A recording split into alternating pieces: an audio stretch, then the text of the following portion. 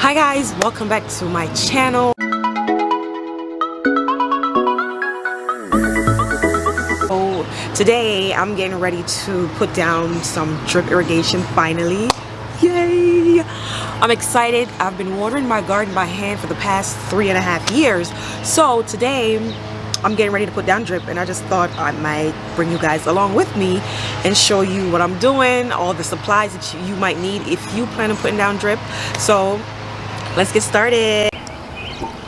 Okay guys, I apologize in advance for the light. The sun is getting ready to set, so there are going to be some shadows, dark here and then light there, but this is where my drip will start. So this is my outlet for my water. This is the outside pipe, and right here I'm going to put a split connector so I can still use the hose to wash my car or to do whatever else I need it for. And then the other side will have my timer and my drip line. So when it comes down, it's going to split in two, which I'm going to show you guys in a little bit. It's going to go to the left and to the right. Yeah, so that's what I have so far. So now I'm gonna get started, but before I get started, I'm gonna show you guys all the supplies that I have and all the supplies that you might need before it gets dark, because the sun is getting ready to set and it's so beautiful. First, we're gonna start with a backflow preventer and a water adapter. It looks like this. So it has a mesh in the bottom to prevent anything from clogging up your pipes when the water's coming out, to clog up your drip pipes. So that's that. I'm gonna try to leave all the links below where you can find everything that I have right here. Okay, so that's that. This is the backflow preventer, and then this is the most important part, is a faucet timer. You can get these off Amazon, Walmart, Home Depot, but I suggest Amazon. You get better price, more options. And of course, we have some connectors. These are elbows and T's and straights. They're plain, nothing special about these. And of course, the hose connector, the two-way hose connector that I was talking about. This is what it looks like. So on one side, I'll have my regular hose to be able to water my car, bring water to my chickens if I need to. On the other side will be strictly for my drip. Onto the pipe, like the picture on the back right there. And then I will hook on my timer. Then the timer will be hooked onto this. And then the backflow preventer will be hooked on to the drip timer. Okay? And then we have some emitters. I have these are just regular emitters. I have half gallon, a gallon, 2 gallons per hour. So that's that. And then we have some landscape staples, of course, to keep the hose intact on the soil so it doesn't move or anything like that. Where you put it where you want it, and these keep it intact. And of course, now we have the hose. This is by Rainbird. This is 100 feet, and this one right here has holes every 18 inches. So this is the drip tube. This is the tube that's going to feed my annuals. This is the tube that's going to be in the front of the bed. And then this is the tube, the black one. This is by Dig, and this is 100 feet as well. I got a couple of these. This will be the main water hose, or the main drip pipe, drip tubing that will be carrying the water from the faucet, from the main pipe, all the way through the bed that's to my right, which is your left, and all the way to the other side. Okay guys, so I'm gonna connect my pieces and then I'll give you guys an up close look. So the first thing I'm going to do is put on my hose connector,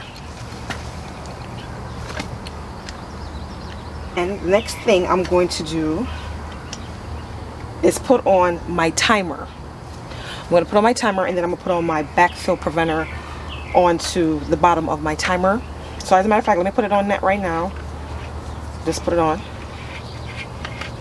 Excuse my ashy hands. Okay, so it's attached. Now I'm going to screw on my timer and backfill preventer onto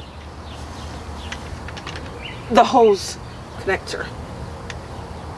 Okay guys, it should look something like this. You have your hose connector right there, which splits to the left and the right, and then you have your timer connected, and then below your timer you have a backflow preventer.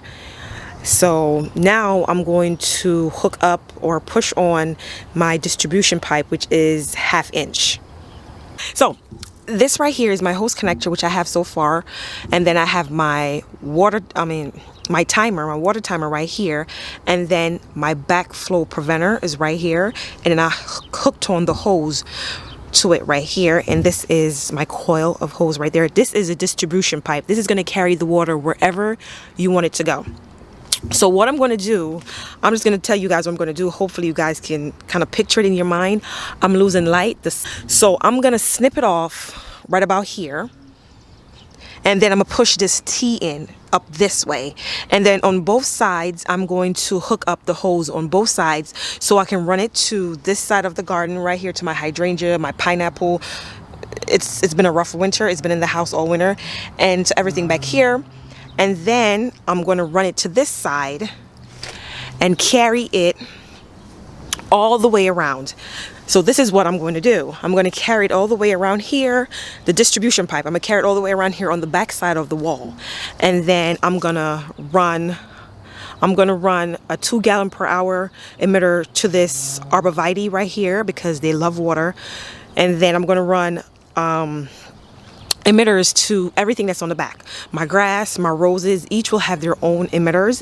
And then in this middle section and the front right here, that's where I'm going to run my distribution pipe, the one that has holes every 18 inches, because I have a lot of perennial in this bed and I'm going to plant a lot of annuals in the front. So I need to make sure that they're getting a lot of water, because annuals, they love water and they love heat, and heat with the lack of water means death to annuals. So I'm going to make sure that this bed is well saturated with water. So I'm going to go back and forth looping it around, which is the brown distribution pipe that's 18 inches, that has holes every 18 inches.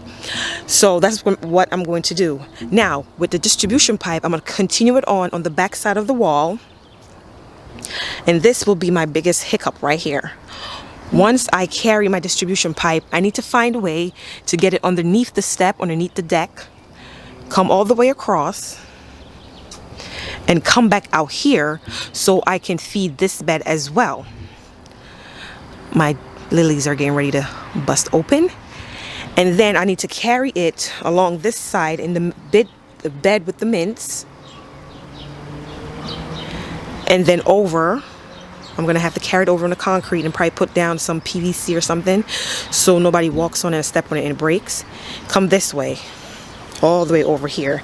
And once again, once I reach up in the corner back there, I'm gonna split it with another T like this. So it's gonna run this way, and it's gonna bring water down to my hydrangea bed, which is back down there, and then down this way.